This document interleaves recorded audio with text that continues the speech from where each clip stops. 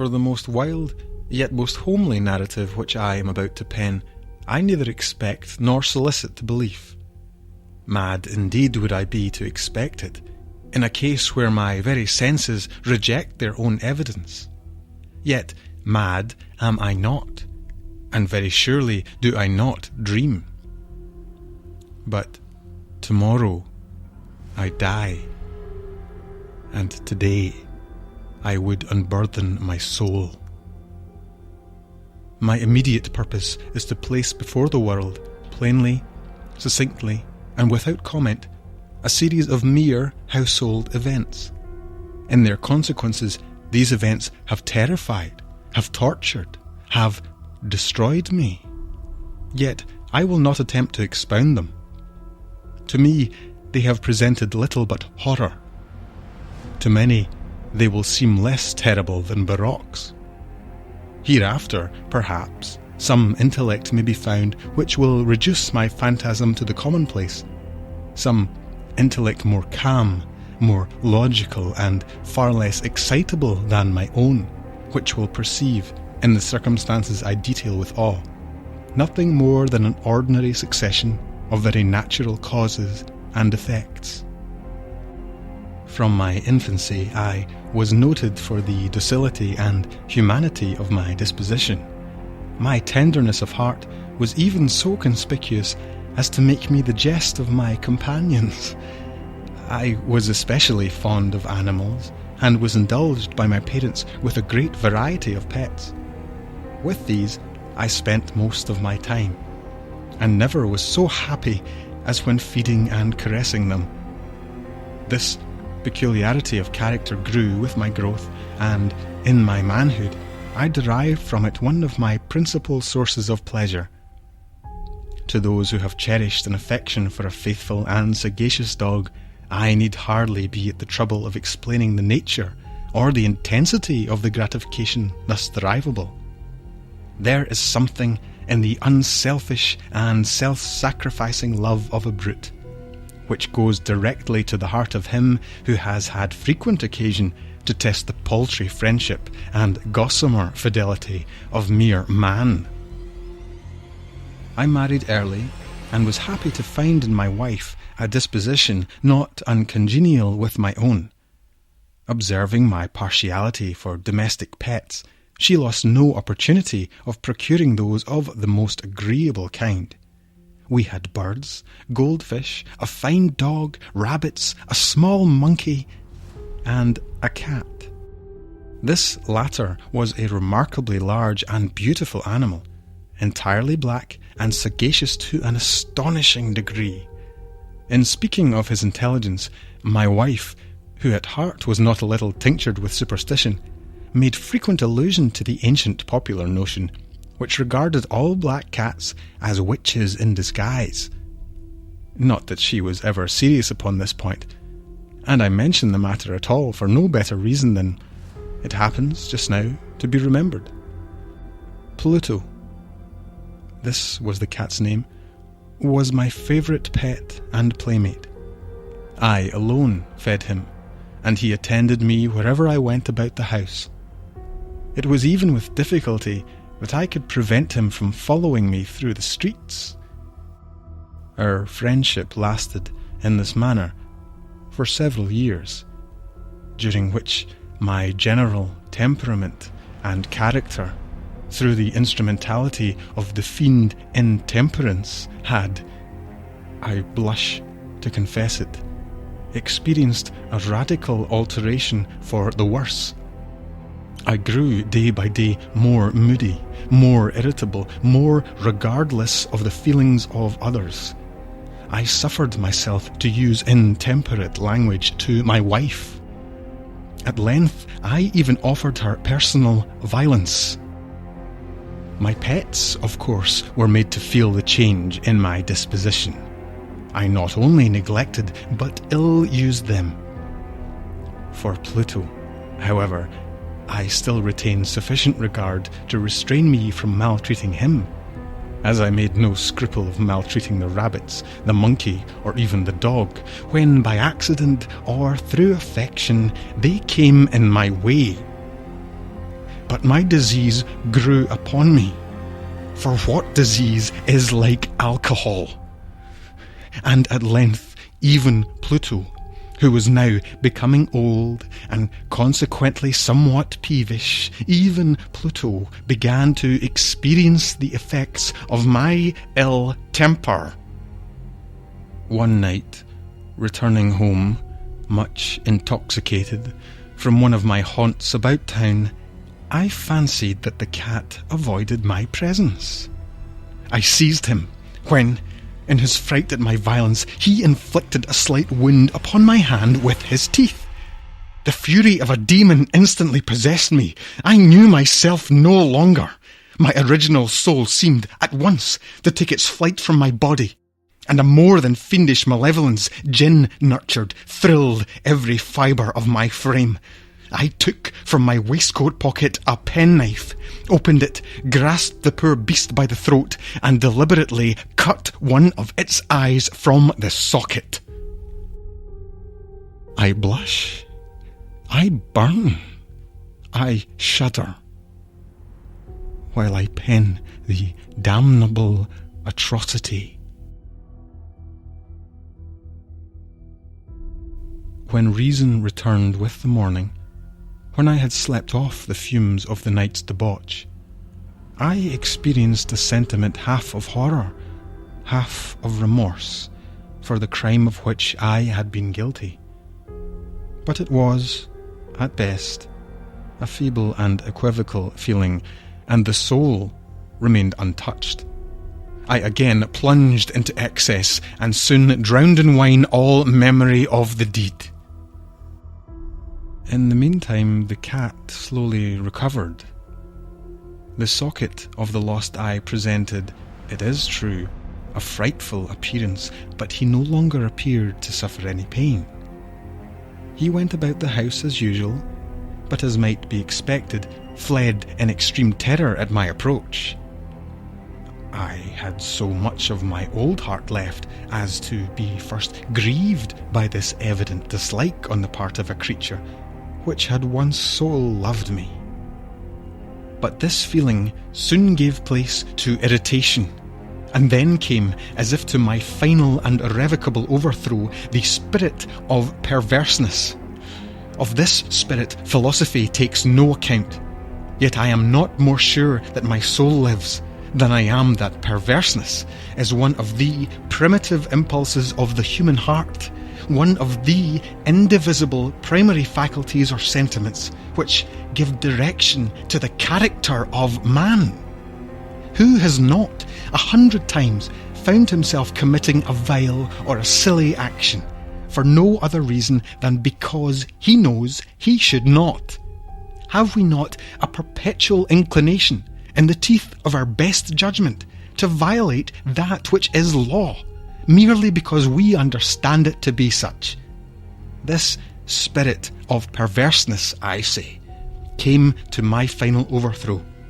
It was this unfathomable longing of the soul to vex itself, to offer violence to its own nature, to do wrong for the wrong's sake only, that urged me to continue and finally to consummate the injury I had inflicted upon the unoffending brute. One morning, in cool blood, I slipped a noose about its neck and hung it to the limb of a tree. Hung it with the tears streaming from my eyes and with the bitterest remorse at my heart. Hung it because I knew that it had loved me, and because I felt it had given me no reason of offence. Hung it because I knew that in so doing I was committing a sin, a deadly sin that would so jeopardise my immortal soul as to place it, if such a thing were possible, even beyond the reach of the infinite mercy of the most merciful and most terrible God.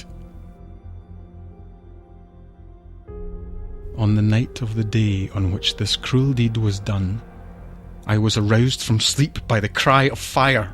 The curtains of my bed were in flames. The whole house was blazing. It was with great difficulty that my wife, a servant, and myself made our escape from the conflagration. The destruction was complete. My entire worldly wealth was swallowed up, and I resigned myself thenceforward to despair. I am above the weakness of seeking to establish a sequence of cause and effect between the disaster and the atrocity. But I am detailing a chain of facts and wish not to leave even a possible link imperfect. On the day succeeding the fire, I visited the ruins. The walls, with one exception, had fallen in. This exception was found in a compartment wall, not very thick, which stood about the middle of the house, and against which had rested the head of my bed. The plastering had here, in great measure, resisted the action of the fire, a fact which I attributed to its having been recently spread. About this wall a dense crowd were collected, and many persons seemed to be examining a particular portion of it with every minute and eager attention. The words strange, singular, and other similar expressions excited my curiosity. I approached and saw, as if graven in bas relief upon the white surface, the figure of a gigantic cat.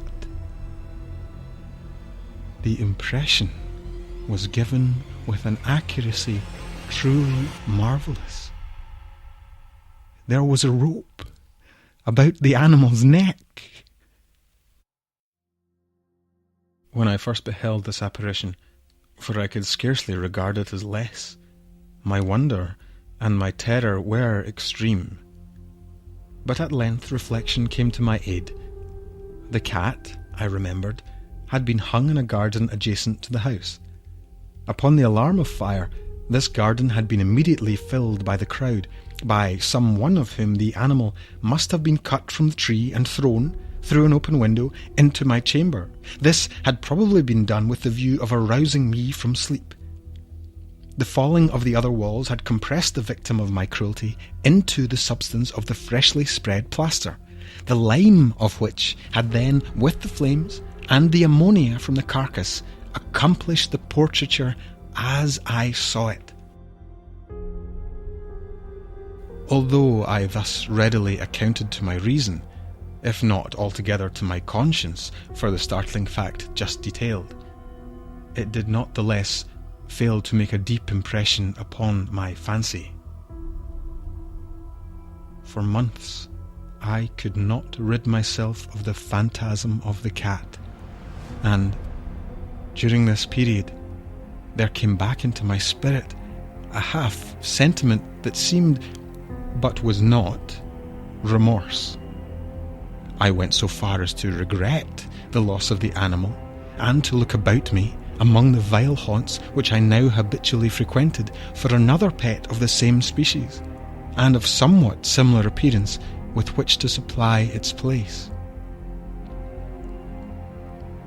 One night as I sat, half stupefied, in a den of more than infamy, my attention was suddenly drawn to some black object, reposing upon the head of one of the immense hogshead of gin, or of rum, which constituted the chief furniture of the apartment. I had been looking steadily at the top of the hogshead for some minutes, and what now caused me surprise was the fact that I had not sooner perceived the object thereupon. I approached it, and touched it with my hand. It was a black cat, a very large one, fully as large as Pluto, and closely resembling him in every respect but one. Pluto had not a white hair upon any portion of his body, but this cat had a large, although indefinite, splotch of white, covering nearly the whole region of the breast. Upon my touching him, he immediately arose, purred loudly, rubbed against my hand, and appeared delighted with my notice. This, then, was the very creature of which I was in search. I at once offered to purchase it of the landlord, but this person made no claim to it, knew nothing of it, had never seen it before. I continued my caresses, and, when I prepared to go home, the animal evinced a disposition to accompany me. I permitted it to do so, occasionally stooping and patting it as I proceeded. When it reached the house, it domesticated itself at once, and it became immediately a great favourite with my wife. For my own part, I soon found a dislike to it arising within me. This was just the reverse of what I had anticipated, but I know not how or why it was. Its evident fondness for myself rather disgusted and annoyed me. By slow degrees, these feelings of disgust and annoyance rose into the bitterness of hatred. I avoided the creature, a certain sense of shame and the remembrance of my former deed of cruelty preventing me from physically abusing it.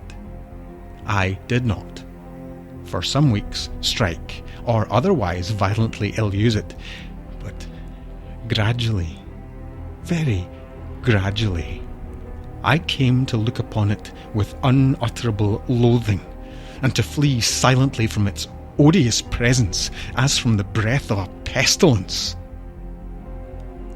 What added, no doubt, to my hatred of the beast was the discovery on the morning after I brought it home that, like Pluto, it also had been deprived of one of its eyes. This circumstance, however, only endeared it to my wife, who, as I have already said, possessed in a high degree that humanity of feeling which had once been my distinguishing trait, and the source of many of my simplest and purest pleasures. With my aversion to this cat, however, its partiality for myself seemed to increase. It followed my footsteps with a pertinacity which it would be difficult to make the reader comprehend. Whenever I sat, it would crouch beneath my chair, or spring upon my knees, covering me with its loathsome caresses. If I arose to walk, it would get between my feet, and thus nearly throw me down, or, fastening its long and sharp claws in my dress, clamber, in this manner, to my breast. At such times, although I longed to destroy it with a blow, I was yet withheld from so doing, partly by a memory of my former crime, but chiefly, let me confess it at once, by absolute dread of the beast. This dread was not exactly a dread of physical evil, and yet I should be at a loss how otherwise to define it. I am almost ashamed to own, yes, even in this felon's cell, I am almost ashamed to own, that the terror and horror with which the animal inspired me had been heightened by one of the merest chimeras it would be possible to conceive. My wife had called to my attention more than once to the character of the mark of white hair of which I have spoken, and which constituted the sole visible difference between the strange beast and the one I had destroyed. The reader will remember that this mark, although large, had been originally very indefinite, but by slow degrees nearly imperceptible, and which for a long time my reason struggled to reject as fanciful, it had, at length, assumed a rigorous distinctness of outline. It was now the representation of an object that I shudder to name, and for this, above all, I loathed and dreaded, and would have rid myself of the monster had I dared. It was now, I say, the image of a hideous, of a ghastly thing, of the gallows, mournful and terrible engine of horror and of crime, of agony and of death. And now was I indeed wretched, beyond the wretchedness of mere humanity, and a brute beast, whose fellow I had contemptuously destroyed, a brute beast to work out for me, a man fashioned in the image of the high God, so much of insufferable woe. Alas, neither by day nor by night knew I the blessing of rest any more. During the former, the creature left me no moment alone, and in the latter I started hourly from my dreams of unutterable fear, to find the hot breath of the thing upon my face, and its vast weight, an incarnate nightmare that I had no power to shake off, incumbent eternally upon my heart. Beneath the pressure of torments such as these, the feeble remnant of the good within me succumbed.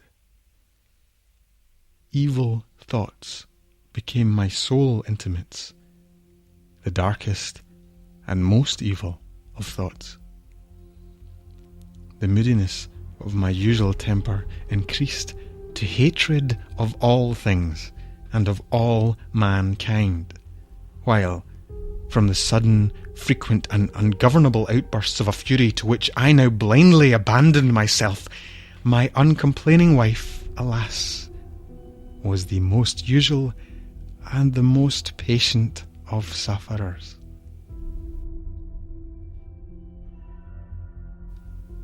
One day she accompanied me upon some household errand into the cellar of the old building which our poverty compelled us to inhabit. The cat followed me down the steep stairs, and, nearly throwing me headlong, exasperated me to madness. Uplifting an axe, and forgetting in my wrath the childish dread which had hitherto stayed my hand, I aimed a blow at the animal, which, of course, would have proved instantly fatal had it descended as I wished. But this blow was arrested by the hand of my wife. Goaded by the interference into a rage more than demoniacal, I withdrew my arm from her grasp and buried the axe in her brain. She fell dead upon the spot without a groan. This hideous murder accomplished, I set myself forthwith, and with entire deliberation, to the task of concealing the body. I knew that I could not remove it from the house, either by day or by night, without the risk of being observed by the neighbours. Many projects entered my mind. At one period I thought of cutting the corpse into minute fragments and destroying them by fire. At another I resolved to dig a grave for it in the floor of the cellar. Again I deliberated about casting it in the well of the yard, about packing it in a box as if merchandise with the usual arrangements, and so getting a porter to take it from the house. Finally, I hit upon what I considered a far better expedient than either of these. I determined to wall it up in the cellar, as the monks of the Middle Ages are recorded to have walled up their victims. For a purpose such as this, the cellar was well adapted. Its walls were loosely constructed, and had lately been plastered throughout with a rough plaster, which the dampness of the atmosphere had prevented from hardening. Moreover, in one of the walls was a projection caused by a false chimney or fireplace that had been filled up and made to resemble the rest of the cellar. I made no doubt that I could readily displace the bricks at this point, insert the corpse, and wall the whole up as before, so that no eye could detect anything suspicious. And in this calculation I was not deceived. By means of a crowbar I easily dislodged the bricks, and, having carefully deposited the body against the inner wall, I propped it in that position, while, with little trouble, I relaid the whole structure as it originally stood. Having procured mortar, sand, and hair with every possible precaution, I prepared a plaster which could not be distinguished from the old, and with this I very carefully went over the new brickwork. When I had finished, I felt satisfied that all was right. The wall did not present the slightest appearance of having been disturbed. The rubbish on the floor was picked up with the minutest care. I looked around triumphantly, and said to myself, "Here at least, then, my labour has not been in vain." My next step was to look for the beast which had been the cause of so much wretchedness, for I had, at length, firmly resolved to put it to death. Had I been able to meet with it at the moment, there could have been no doubt of its fate. But it appeared that the crafty animal had been alarmed at the violence of my previous anger, and forbore to present itself in my present mood.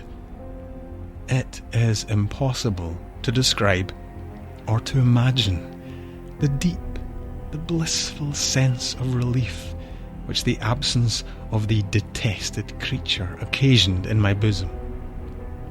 It did not make its appearance during the night, and thus, for one night at least, since its introduction into the house, I soundly and tranquilly slept.